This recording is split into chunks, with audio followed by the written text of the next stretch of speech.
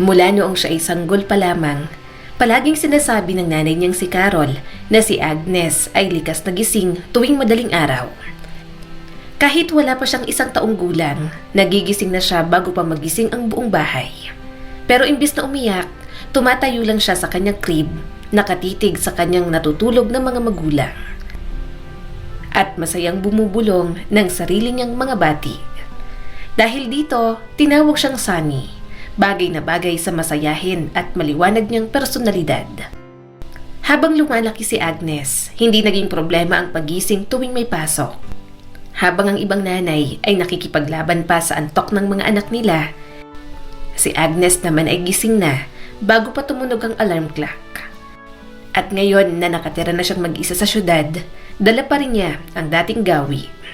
6:00 pa lang ng umaga, bumabangon na siya. Tahimik ang kalsada, may ilan lang na nagja-jogging o naglalakad ng aso at kakaunting sasakyan sa daan.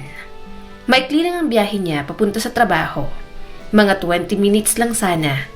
Pero sadyang umaalis siya ng mas maaga, 1 oras at kalahati, para masigurong maayos ang lahat. Trabaho ni Agnes ang mag-check ng mga billboard at advertisement sa labas. Siguraduhing tama ang kulay, disenyo at ayos ayon sa gusto ng kliyente. Maingat siya at may pagmamalaki sa ginagawa niya. Kahit wala sa trabaho, kapag naglalakbay siya, otomatiko niya nang tinitingnan ang kalidad ng mga billboard sa paligid. Pero ngayong umaga, agad siyang nainis. Pagtingin niya sa unang billboard ng bagong campaign nila. Hindi. Ako mismo pumirma sa final na kulay nito. Sabi nila eksaktong berde yun gaya ng gusto ng kliyente. Pero ito, sablay. Dahil ayaw niyang palampasin ito, ipinarada niya ang kanyang kotse sa maayos na lugar at kinuha ang cellphone. Kinunan niya ng litrato ang billboard, sinigurong kuha ng maayos ang maling kulay. Pero habang pabalik na siya sa sasakyan, parang biglang bumagal ang paligid. Isang itim na kotse ang mabilis na papunta sa nakaparada niyang sasakyan. Saglit siyang natigilan. Ano ba yan? Anong ginagawa mo? Hindi mo ba nakita yon? Lumapit siya kaagad.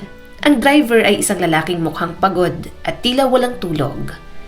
Pasensya na po. Galing pa po ako sa malayong probinsya. Magdamag ako nagmaneho. Hindi ko talaga nakita. Pagliko ni Agnes sa likod ng kanyang sasakyan, halos hindi niya na ito makilala. Ito ang kasama niya araw-araw sa trabaho. Napabuntong hininga siya sabay dial sa numero ng pulis. Agad dumating ang pulis, mabait ito at mabilis na kumilos. Kinuha na ng litrato ang sira, pinapirma sila sa mga papel at inayos ang report. Taga rito ka ba talaga?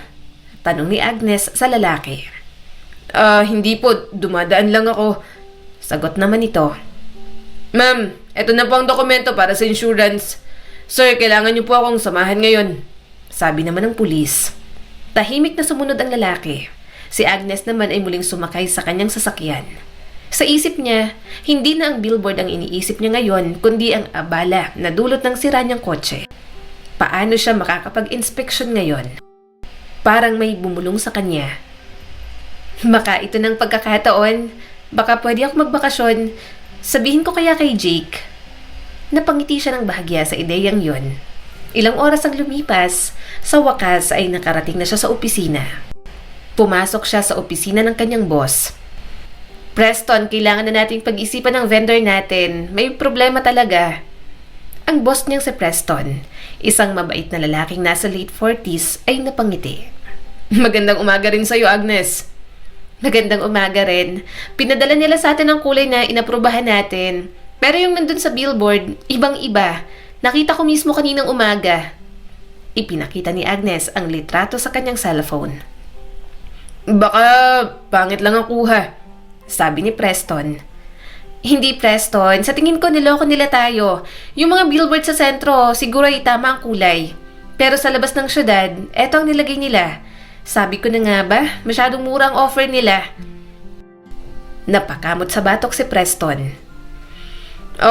Sige na nga. Baka nga nagkaroon lang sila ng konting pagkukulang.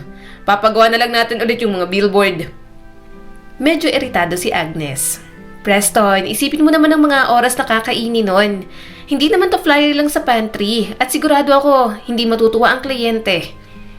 Medyo lumambot ang boses ni Agnes pero mas naging porsigido. Sa totoo lang, mas okay kung bumalik na lang tayo sa dati nating supplier. Oo, malayo sila pero sigurado ang kalidad nila. Kahit dagdagan pa natin ang gastos sa transportasyon, mas makakatipid pa rin tayo kaysa ulitin lahat ng to. At hindi pa tayo magbabayad ng penalty sa kliyente. Suggestion pa ni Agnes. Pinanindigan ni Agnes ang kanyang punto. Ramdam sa boses niya ang pagmamalasakit sa kalidad ng trabaho. Pagkatapos ng maikling usapan, bumalik na siya sa sarili niyang mesa. Tahimik na bumalik ang determinasyon sa kanya. Alam niyang hindi agad magdedesisyon si Preston. Isa itong taong pinag-iisipan muna ang lahat bago kumilos.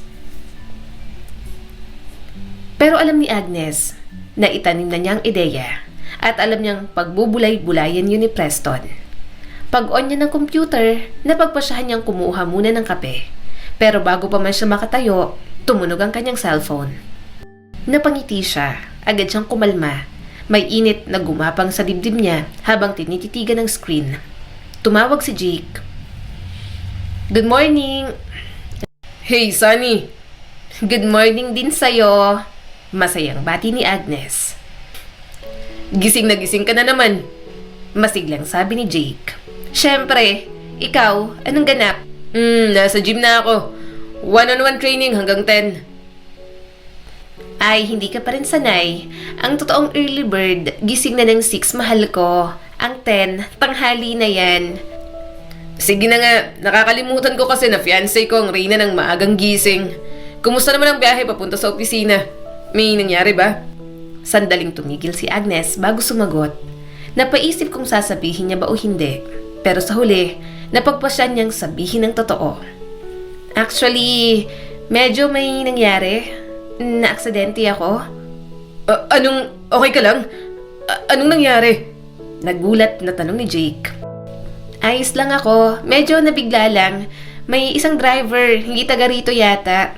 Nagkamali ng preno habang kinukunan ko ng letrato yung billboard na mali ang kulay. Tumama sa likod ng sasakyan ko. Ayan kasi, gala ka ng gala ng madaling araw. Sabi ni Jake, nag-aalala pero pabirong boses ang bumalik. Napangiti naman si Agnes. Sinasabi ko rin yan sa sarili ko. Pero alam mo, may naisip ako dahil sa aksidenteng yon. May gusto akong sabihin sa'yo. Sige, anong oras ka matatapos mamaya? Mga 7:30 ako pupunta sa gym. Hindi rin ako agad nakapasok sa opisina kanina, so baka gabihin din ako. Okay, sige. Kita tayo mamaya. Excited na sabi ni Jake. Pagkatapos nilang mag-usap, gumaan ang pakiramdam ni Agnes. Nakangiti siyang naupo ulit sa kanyang upuan. Tumawag agad siya sa insurance company. Kalma na siya ngayon, hindi na masyadong inis. Pagkatapos, binuksan niya ang work email. Sa dami ng pumasok, ramdam niyang tuloy na talaga ang trabaho. Kanina, ang tahimik ng daan. Ngayon, puno na ng ingay ang opisina, tunog ng mga keyboard, bulungan ng mga kasamahan, at tuloy-tuloy na pagtunog ng mga telepono. Department head na si Agnes sa opisina. Isang malaking hakbang mula sa dati niyang posisyon bilang office manager assistant. Malayo na ang narating niya. Sa totoo lang, hindi niya inakalang dito siya mapapadpad. Dati, pangarap lang niyang maging journalist o translator. Pero ngayon, pakiramdam niya dito siya nababagay. Mahilig siya sa kabuuang proseso ng advertising, nakikipag-usap sa iba't ibang mga tao, bumibisita sa production sites, nagbabantay ng mga kontrata. At dahil marunong siya ng ilang banyagang wika, malaki ang naitutulong niya sa mga kliyenteng international. Sa tuwing may makikita siyang maganda at matugumpay na campaign, mga billboard, video o ad campaign, napapaisip siya. Ako, bahagi ako niyan, sa isip ni Agnes nang may ngiti. Siyempre, hindi laging masaya. May araw ng pagkadismaya, tulad ng kaninang reklamo sa billboard. At may hindi inaasahang abala, tulad ng banggaan. Pero sa kabila ng lahat, alam niyang mahal niya ang trabaho niya. Pinapahalagahan ni Preston, ang CEO, ang kasipagan ni Agnes at ang husay niya sa pakikipagnegosasyon. Kaya naman, ilang beses niya na itong na-promote. At si Agnes, bilang sukli sa tiwala ni Preston, ay nagpakita ng tapat na pagtatrabaho at tunay na malasakit sa tagumpay ng ahensya. Madalas ay gabi na siya kung umuwi, lampas na sa normal na oras ng opisina. Pero 2 beses sa isang linggo, sinisigurado niyang umaalis siya ng eksaktong 6 p.m. para dumiretso sa local fitness club. Noong 5 taong gulang pa lang siya, ipinadala siya ng mga magulang niya sa figure skating. Umaasang mailalabas niya ang walang katapusang enerhiya niya roon. Doon sa fit zone, unang nag-cruise ang landas ni Agnes at Jake. Strength training instructor si Jake at ang katawan niya ay ebidensya ng dedikasyon niya sa fitness. Napansin agad niya si Agnes na paruot pa rito sa mga weight machine. Nakangiti si Jake habang naglalakad palapit. Uy, kumusta? Nakikita kita palagi dito. Ano bang goal mo sa workout? Gusto mong magpalaki ng katawan? Napangiti si Agnes. Maliwanag at totoo ang ngiti niya. Hindi ko nga alam kung anong tawag dito eh. Siguro gusto ko lang ng good mood. Ang saya lang kasi sa pakiramdam kapag pinupush mo yung katawan mo. Sabi ni Agnes, medyo hingal pero masaya. Sinipat ni Jake ang fit na katawan ni Agnes. Hindi bastos, kundi parang profesional na pagtingin. Pwede kitang tulungan para mas lumitaw pa yung muscles mo. May routine ako na pang babae talaga. Nag-alok pa siya ng casual na suggestion. Tanungin mo lang yung mga babae sa front desk tungkol sa sessions ko. Tumango si Agnes pero nag-iisip. Sige, titingnan ko. Pero may parte sa kanya, yung independent na parte, ang nag-aatubiling pumasok sa structured na schedule. Takot siyang maistorbo ito kapag biglang may kailangan sa trabaho. Kaya nagdesisyon siyang manatili muna sa sarili niyang routine. Nagkita ulit sila sa sauna, mainit at tahimik. Oh, hindi ba naging interesting ang offer ko? Nakangiting tanong ni Jake. Interesting naman, pero hindi lang talaga tugma ang timing ngayon. Maaaring may ibang lalaki na magdaramdam na. Pero si Jake, sa pagiging easygoing niya, patuloy lang na nagbibigay ng mga simpleng payo tuwing nakikita niya si Agnes sa gym. Isang gabi, pagkatapos ng workout ni Agnes, habang paalis na siya sa gym parking lot, nakita niyang naglalakad si Jake. Binaba niyang bintana ng sasakyan. Gusto mong sumabay? Hatid na kita. Habang nasa biyahe, ipinaliwanag ni Jake na iniwan niya ang kotse sa talyer malapit sa trabaho niya. Hindi na niya nakuha dahil nagkaroon siya bigla ng kliyente. Ayoko sanang magbus, pero ayun, wala nang choice. Buti na lang dumaan ka. Nagkwentuhan sila tungkol sa workout, trabaho ni Agnes sa advertising at pati na rin sa pagbago-bago ng panahon. Ibinaba ni Agnes si Jake sa tapat ng apartment building nito. Mula noon, halos 1 taon na silang magkasama sa iisang tirahan. Magkaiba ang oras ng kanilang mundo. Si Jake ay nagigising bandang tanghali, dumadating sa gym 3:00 ng hapon at nagtatrabaho hanggang 10:00 ng gabi o mas late pa. Kahit sa mga araw na pareho silang walang pasok, kalahating araw silang parang hindi nagkikita. Pero unti-unti, natuto silang sumabay sa ritmo ng isa't isa. Isa sa mga bagay na kinatuwa ni Jake ay ang halos obsession ni Agnes sa mga billboard at advertisement. Alam mo, halos hindi ko na sila napapansin. Parang naging wallpaper na lang sila sa utak ko. Wala na, glaze over na talagang mga mata ko. May bahagyang kurot sa damdamin ni Agnes. Parang hindi napapansin ng ordinaryong tao ang pinaghihirapan niya. Pero isang parte rin sa kanya ang ginanahan. Isa itong hamon, isang motibasyon para makaisip ng mga bago at kakaibang paraan para makuha ang atensyon kahit ng pinakamanhid na mata.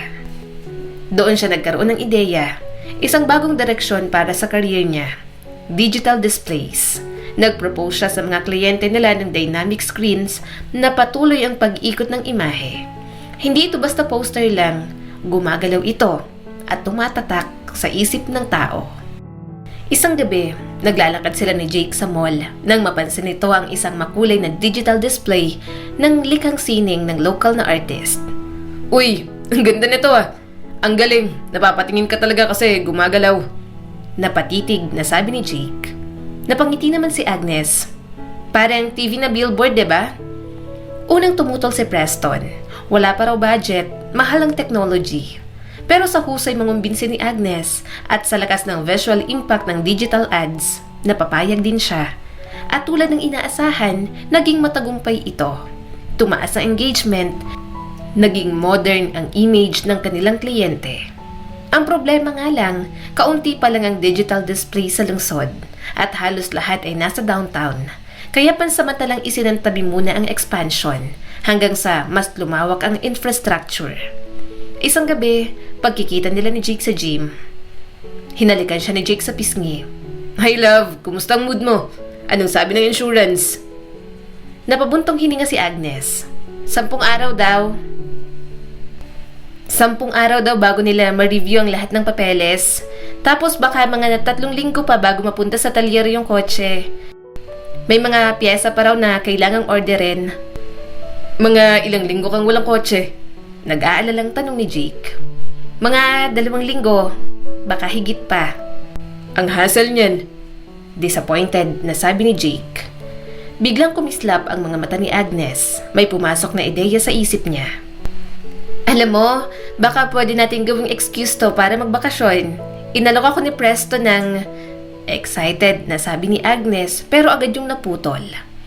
Ngayon, sa gitna ng abalang mundo at sirang kotse, baka nga dumating ang perpektong pagkakataon para pansamantalang iwan ang lahat at huminga.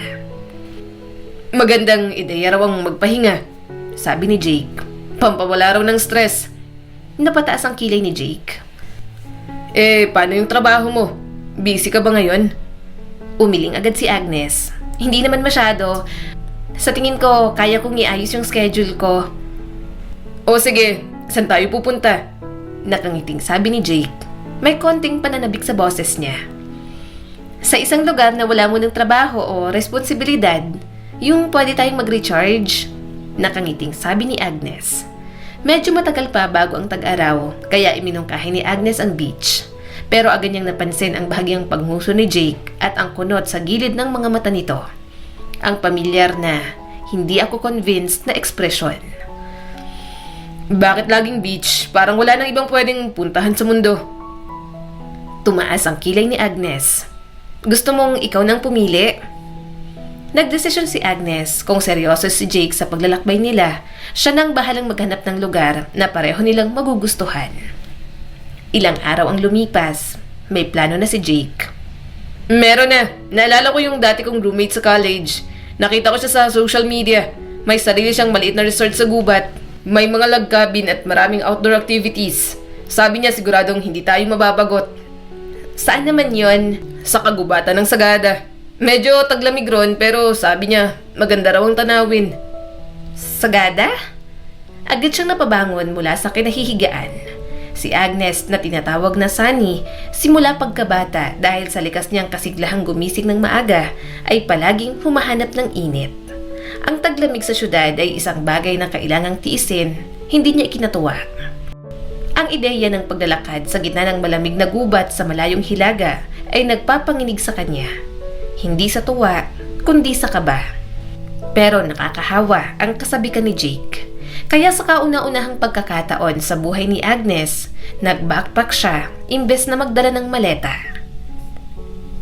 Pagbaba nila sa istasyon ng bus, bandang 6:00 ng umaga, agad siyang nakaramdam ng kaba. Diyos ko, saan mo ako dinala? Pabulong na tanong ni Agnes. Paano tayo makakaalis dito? Walang tao, puro puno lang. Tahimik, malamig, at tila walang ibang nilalang sa paligid. Pero matapos ang ilang minuto ng pag-aalala at hampas ng malamig na hangin, nabasag ang katahimikan ng mga tahol ng aso. Agad na bumati ang lalaki kay Jake. Jake, kumusta na? Grabe ang tagal na. Akala ko hindi ka na talaga darating. Si Dustin, dating roommate ni Jake sa kolehiyo. Masayang kinamayan ni Dustin si Jake at pagkatapos ay humarap kay Agnes. Inabot niyang gloves dito bago makipagkamay.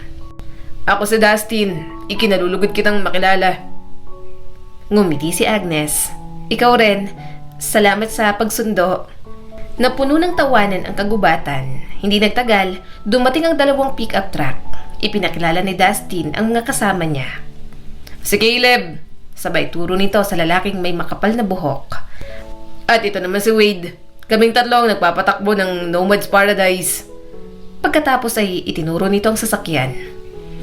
Oh, ilagay na natin ang mga gamit nyo dyan. Tapos kayo, sumakay na sa likod. Tumingin si Dustin kay Agnes. Okay lang ba si Caleb ang maghahatid sa'yo? Nako, siguradong hindi ako papayag magmaneho.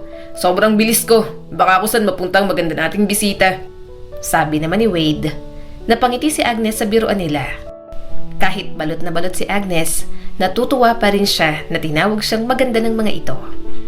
Nang maayos ng mga gamit sa likod ng sasakyan, nakapwesto na ang lahat, pumalakpak si Dustin. Handa na! Simulan na natin ang paglalakbay. Sumigaw ito at ang maliit na grupo ay nagsimula ng dumaan sa makapal at madilim na kagubatan. Ang liwanag lang ay mula sa headlight ng kanilang mga sasakyan at headlamp ni Dustin. Sa kalagitnaan ng kagubatan, biglang lumitaw ang isang malaking log cabin, para bang tumubo sa tabi ng punong kahoy. Napapikit si Agnes, halong kabatuwa ang nararamdaman niya. Pagmulat niya, dumadaos-os na sila pababa ng bangin. Heto na tayo! Nakangiting sabi ni Dustin. Huminto ng sasakyan, tahimik ang buong paligid. Lumakad si Dustin papunta sa isang maliit na shed at binuksan ng ilaw. Sumabog ang liwanag sa paligid. Sa gitna ng clearing, may ilang maliit na bungalow na nakapaikot sa isang malaking lodge. Tuwang-tuwa si Dustin. Welcome sa aming payak na paraiso. Nomad's Paradise. Dahil kahit sino pang mapadpad dito, tiyak makakahanap ng kapayapaan. Medyo cliché pero maganda at totoo. Napangiti si Agnes sa kanyang naisip. Exactly, sabi ni Dustin nang may ngiti habang nakangisi pa. Ang dami naming pinagpipilian bago kami nagkasundo sa pangalang Nomad's Paradise. Hindi mo may imagine, Blizzard Inn, Windows Retreat, Forest Edge. Pinaghalo-halo namin yung mga una kasi ayaw naming isipin ng guest na palaging may bagyo rito. At yung Forest Edge, parang masyadong boring. Ipinakita ni Dustin ang isa sa mga bungalow na mukhang napaka-komportable. Oh, eto ang cabin nyo. Feel at home lang kayo ah. Mamaya kikwento ko pa yung mga plano namin at kung anong pwede nyong gawin habang nandito kayo. Hindi inakala ni Agnes na magiging ganito kaganda ang karanasan niya sa malamig na lugar. Noon, ang akala niya ay isa lamang yung gubat, pero ngayon, ibang klase ang mundo ang bumungad sa kanya. Nag-enjoy siya sa paglalakad sa hagdang-hagdang palayan. Ang tunog ng mga yabag nila ay tila isang mapayapang himig. Ang pagsakay sa pick-up truck ni Dustin ay tunay na adventure. Damang-dama ni Agnes ang kalayaan. Pagkatapos ng ride, tahimik niyang pinagmamasdan ang paligid. Pero si Caleb ang naging pinakakasama ni Agnes sa mga lakad. Siguro dahil marami silang pagkakapareho. O baka dahil natuwa si Caleb na siya ang pinili ni Agnes na maging backride mula sa terminal. Sa mga sumunod na araw, si Caleb ang palaging kapartner ni Agnes. Sa pagsakay sa pick-up, pagtawid sa mga tulay at paglalakad sa mga sun-dappled clearings ng gubat. Tuwing umaga, magkasama silang nangingisda sa ilog habang nag-uusap ng mahina sa gitna ng katahimikan ng paligid. Minsan, isinama siya ni Caleb sa isang lake na parang salamin dahil sa sobrang ganda at linaw ng tubig. Sa gitna ng lamig, mainit naman ang usapan nila tungkol sa trabaho ni Agnes. Alam mo, sobrang interesado akong marinig pa ang mga suggestions mo sa marketing. Gusto ko talagang mapalago tong lugar namin. Sure, kahit wala kang budget para sa ad agency, pwede pa rin. Gumawa lang kayo ng engaging na posts sa social media. Tapusin ng mga friends niyong reviews, word of mouth, mabilis yan. Napangiti si Caleb. Pag nangyari yan, mapupuno ang resort. Kailangan na namin ng dagdag na cabins, mas maraming aso, at higit sa lahat, mas maraming pick-up. Natawa naman si Agnes. O baka kailangan nyo rin ng beach at tropical drinks para maging full package resort na kayo. Para sa ganun, hayaan na silang pumunta sa south. Dito, may tunay tayong adventure. Habang pinagmamasdan ni Agnes ang paligid, napansin niyang sobrang inaalagaan ang lugar. Mula sa mga cabins, sa grounds, hanggang sa pakikitungo ng mga lalaki sa kanilang mga aso, damang-dama ang pagmamahal nila sa resort. Hindi lang pera ang puhunan nila rito, kundi puso. Bukod sa pag-explore sa paligid, may plano rin si Agnes at Jake na bumisita sa pinakamalapit na bayan. Dumaan sila sa mga lumang barracks na gawa pa noong unang panahon at sa mga simpleng tindahan na parang galing lang sa ibang siglo. Sa souvenir shop, may mga magnet at maglang ang tinda pero may charm pa rin. Habang nag-iikot sina Agnes at Jake, sina Dustin at Caleb naman ay namili ng groceries at supplies. Kinabukasan, dumating ang balita. Oops, may nakalimutan pala kami. Agnes, pahiram muna sa Jake mo ah. Pero don't worry, may kapalit ka namang 2 gwapong lalaki. Sabay kindat kina Caleb at Wade. Bukas, may buong araw ka para sulitin ang huling araw niyo sa paradise. Nang tanghaling yon, isinama ni Caleb si Agnes sa talon para doon maligo.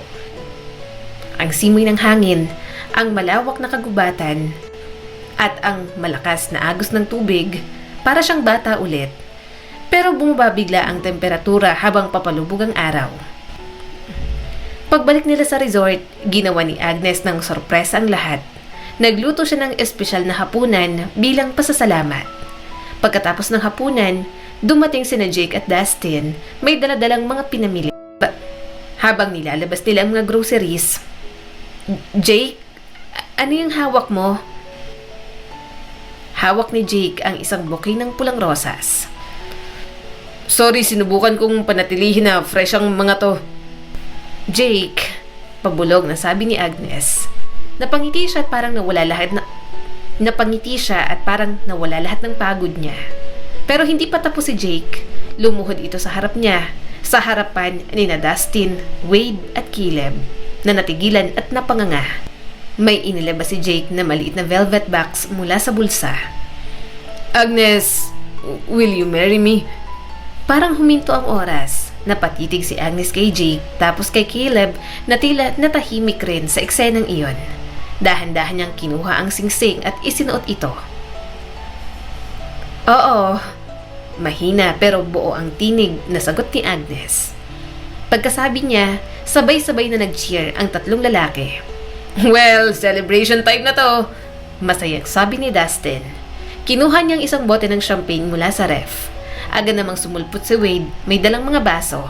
Kasabay ng malakas na pop ng bote ng champagne, masiglang pinagsalinan niya ang bawat isa ng kumikislap na alak. Lumipas ang 3 buwan, balik trabaho na si Agnes, abala sa kanyang mga proyekto. Habang nakatutok siya sa computer, dumaan ang boss niyang si Preston sa harap ng desk niya. Agnes, pwede ka ba saglit sa opisina ko? May kailangan lang akong sabihin. Eto na naman. Naisip ni Agnes habang unti-unting sumisikip ang tiyan niya sa kaba. Pero wala siyang magawa. Tinapos niya ang email para sa isang vendor. Pinindot ang send, saka tumayo at naglakad papunta sa opisina ni Preston. Hindi niya alam kung dapat ba siyang kabahan o maintriga. 2 buwan bago nito, pinaglaanan talaga ni Agnes ng effort ang pagkuha ng leave para sa kasal nila. Pero hindi naging madali. Agnes, sweetheart, pwede ba nating i-reschedule? Peak season kasi natin ng June. Kapag October, mas tahimik na. Doon ka na mag-leave kahit ilang linggo pa. Nagpipigil ng inis si Agnes. So, gusto mong ikasal ako sa malamig, maulan at posibleng binabaha pa na buwan? Tama bang pagkakaintindi ko? Isipin mo na lang ang saya ng kasal mo sa gitna ng gloomy na panahon. Sabi nga ng mga psychologist, depressing ang November. Ikaw ng sunshine ng lahat. Matatag ang boses ni Agnes. Preston, ang goal ko sa kasal ko ay pasahihin ang sarili ko muna. Alam mo, lagi akong available sa'yo noon para sa mga biglaang project. Pero ngayon, pasensya na. Hindi ko pwedeng iurong to. Mas malambot ang boses ni Agnes, pero buo na talaga ang loob. Gusto ko mainit ang panahon. Gusto kong makapagsaya ang mga bisita. Hindi lang sa loob, kundi sa labas din. At hindi naman ako humihingi ng buong honeymoon. 20 araw lang, babalik ako agad. Walang nagawa si Preston. Sa huli, napabuntong hininga lang ito at sumuko. Pero ngayon, tila may bago na namang pakulo si boss. Pasok! Naalala mo yung usapan natin noon tungkol sa digital advertising? Ang galing mong mangumbinse ah. So, may tumawag na firm mula sa ibang state. Gusto nilang pumasok sa market natin. May malaking discount sila pero kailangan ng agarang kontrata. Alam mo ng protocol, bago tayo magtiwala, kailangang i-check ang operasyon nila. mga installation site at iba pa. Kaya ikaw ang ipapadala ko. Expert ka dyan. Business trip? Preston, kasal ko na sa Friday. Napaangat ang boses ni Agnes. Napataas naman ang kilay ni Preston. So, ilang buwan mo na bang pinaplano yan? May gown ka na, di ba? Meron, pero... Ano pa ba? Si Jake nang bahala sa mga last minute na abala. Isipin mo to as a test kung ready na siyang maging supportive husband. Lilipad ka bukas, uuwi ka ng Wednesday. Isusulat mo ang report sa Thursday and then sa Friday, party na. Wala nang nagawa si Agnes. Sa sobrang inis at panghihinayang, dumiretso siya pa uwi. Pagbukas ni Jake ng pinto, nanlaki ang mga mata. Agnes, para kang dinaanan ng bagyo. Anong nangyari? Nagngingit-ngit sa galit si Agnes. Pinapunta ako ni boss sa business trip. Alis ako bukas, balik Wednesday. Wala na yung plano kong chill Thursday bago ang kasal. Kailangan ko pang mag-report tungkol sa digital billboards. Napakunot na si Jake pero ngumiti agad. Uy, ayos yan ah. Maganda yung break. Actually, akala ko gusto mo nang tumakas na lang sa dami ng wedding stress. Totoo rin naman, sa bawat hakbang ng wedding planning, may kabubwisitan. Palaging may problema. Pero si Agnes, kinaya lahat. Kahit pa ilang beses na niyang sinabi kay Jake. Si Agnes, isang beses nang walang makeup at may hawak na checklist. Alam mo, dapat nagpapaksal na lang tayo sa City Hall. Tapos, tsaka na lang natin sinabi sa lahat. Don't worry, magiging perfect ang lahat. Promise, wala kang kailangang alalahanin. Nakayakap na sabi sa kanya ni Jake. At totoo, sa bisig ni Jake, natatagpuan ni Agnes ang kapayapaan. Pagdating sa airport, may lalaking may hawak ng papel na may pangalan niya. Ako yan. Tumingin sa kanyang lalaki at tila pamilyar. Uy, ako yung bumangga sa kotse mo nun. Nanlaki ang mga mata ni Agnes. Oo nga, siya nga. Napangiti si Agnes. Aba, ang mundo nga naman. Hindi ko akalaing magkikita tayo ulit. Nahihiyang ngumiti si Jeffrey. Siguro, meant to be. Literally. Tara na, sa hotel na tayo. Nakangiting sabi ni Agnes. Sumunod na ang mga araw, sobrang tutok sa trabaho si Agnes. Ininspeksyon niya ang mga digital billboards, nakipagpulong sa production managers, department heads, at pati sa CEO ng kumpanya. Kahit weekend, tinanggihan niya ang mga alok na sightseeing. Maybe next time po, pasensya na, sobrang busy lang talaga. Sa loob ng 5 araw, nagawa niya ang trabaho para sa 1 linggo. Dahil doon, na-reschedule niya ang flight 2 days earlier para makauwi agad. Nang sinabi ni Preston na ikaw ang ipapadala niya, nag-alinlangan ako kung kaya mong intindihin lahat ng ganito sa kaikling panahon. Pero, mali ako. Nakangiting sabi ng CEO at kinamayan siya. Maswerte ang kumpanya niyo sa'yo. Kung sakaling hindi ka mag-workout dyan, bukas ang pinto namin para sa'yo. Ngumiti si Agnes habang pasasakay sa eroplano pa uwi. Masaya siya sa kinalabasan ng biyahe, isang tagumpay na nagbibigay ng kakaibang saya sa kanyang puso. Pero hindi niya alam na isang masakit na sorpresa ang sasalubong sa kanya.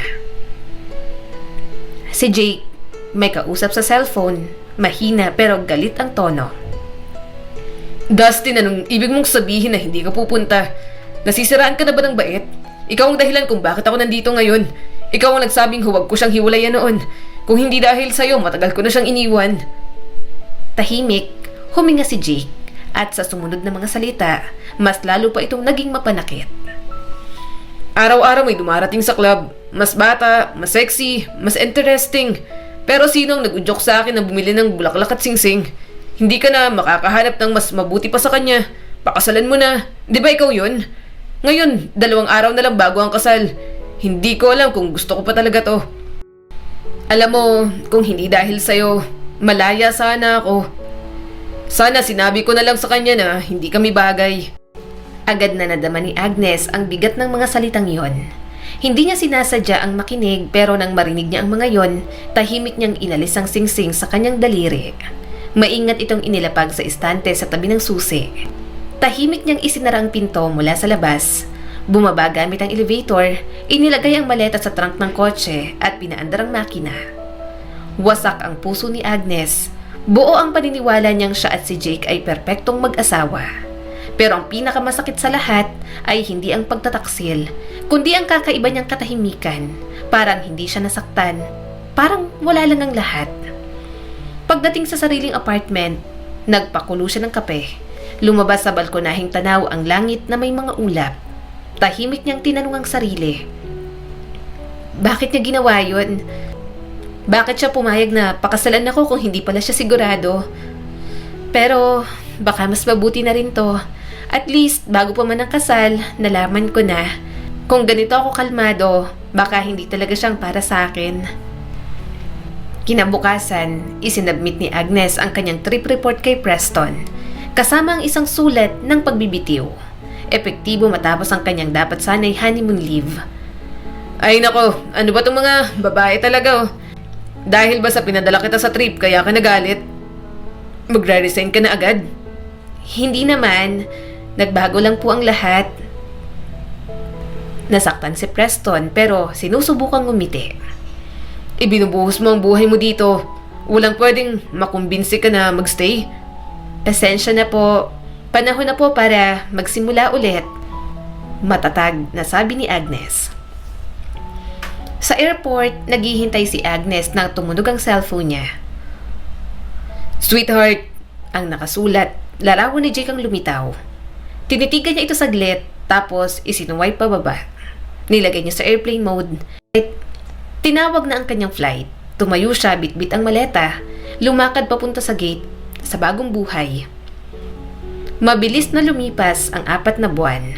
Nasa bagong opisina na si Agnes, isang kumpanya kung saan siya na ngayon ang head of advertising. Tahimik siya nagbabasa ng reports nang may kumatok sa pinto. Ma'am, may kliyente po kayong hinihintay? Oo, papasukin mo na lang. Bumukas ang pinto, tumigil sa doorway ang isang lalaki. Pamilyar. Agnes? Gulat na tanong ni Dustin. Hello Dustin, hindi kita inaasahan. Malumanay na sabi ni Agnes. Bakit ka nandito? Nagtatrabaho, tulad ng inaasahan mo siguro, pero pag-usapan na lang natin ang project. Ipinakita ni Dustin ang flash drive at mga larawan ng Nomad's Paradise. Pagkatapos ng meeting, nagkita silang muli sa isang bar malapit sa opisina.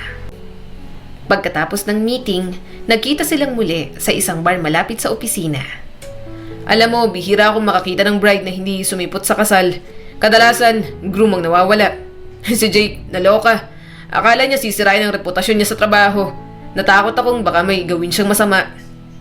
Alam ko ang lahat, kalmadong sabi ni Agnes. Paano mo nalaman? Ikinuwento ni Agnes ang kanyang pagbabalik mula sa business trip at kung paanong narinig niya ang lahat. Nahihiyang tumingin sa kanya si Dustin. Ako na naman ang nakagulo. Akala ko perfect kayo, pero baka nga mas mabuti na rin to. Oo, lahat ng nangyayari may dahilan. Nakangiting sabi ni Agnes. Si Caleb, kumusta? Manager pa rin? Oo, siya pa rin. Namiss ko yung sigla niya. Pero nung nalaman niyang tinanggap mong proposal ni Jake, para siyang nawala ng kulay. Tulad ng buhok niyang parang nagdilim sa lungkot. Hindi mapakali si Agnes ng gabi ring iyon. Sa kanyang panaginip, nasa gitna sila ng gubat at sa dulo, nadapa siya. Tumama ang ulo. May boses na narinig.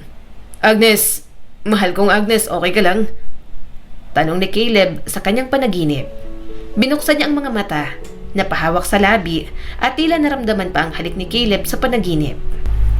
Noong panahong yun sa resort nang bigla siyang halikan ni Caleb at sabihing, hindi ko hahayaang bumalik ka pa sa kanya.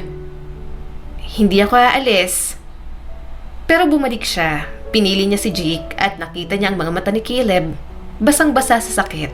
Inakala niyang tama ang desisyon, pero hindi pala. Kung may dahilan akong bumalik, kailangan ko ng lehitimong dahilan, sabi ni Agnes sa sarili. Lumapit siya kay Jeffrey, ang bagong boss. Kailangan po naming pumunta sa site mismo para kumuha ng mga bagong litrato ng lugar. Hindi lang yung resort, pati ang buong paligid. Mahalaga to para sa campaign. Walang problema. Ikaw nang bahala. Samantala, sa Nomad's Paradise. Ano ba naman to, Dustin? Ang tagal nilang dumating. Magpapasko na. Naiinis na sabi ni Caleb. Tumango-tango si Dustin. Pasensya na pero kailangan natin to. Sige lang, tiis muna. At nang dumating ang araw na yon, Caleb, eto na siya. masayang sabi ni Dustin. Pagbaba ng pick-up, inakay ni Dustin ang babaeng may maliit na backpack. Tumigil si Caleb sa kanyang paglalakad. Natigilan. Si Agnes, nakangiti ng bahagya. Sa tabi ng lawa, sa dapit hapon ng tag-init, nakaupo si Agnes sa kumot, pinipigil ang batang gustong gumapang papalayo. May lumapit. Sabi ni Caleb, handa ng hapunan. May mashed potato na raw para sa batang makulit. Sabi ni Dustin. Napangiti si Agnes. Kung ang resort manager na mismo ang nagyayaya, mahirap tumanggi. Tumayo si Agnes, bitbit ang gamit at sumunod kay Dustin, habang ang bata ay masayang nakasakay sa kanyang balikat. Tumatawa ang bata, nakahawak sa buhok niyang kulot, parang may minana siya kay Caleb. Mula noon, naging tahanan na ni Agnes ang Nomad's Paradise. Sa tulong ni Caleb at Dustin, pinalawak nilang resort, ginawang mas family-friendly at eco-conscious. Ang kanilang anak ay masayang lumalaki, nakikipaghabulan at napakakulit, at tinatawag si Caleb na Papa.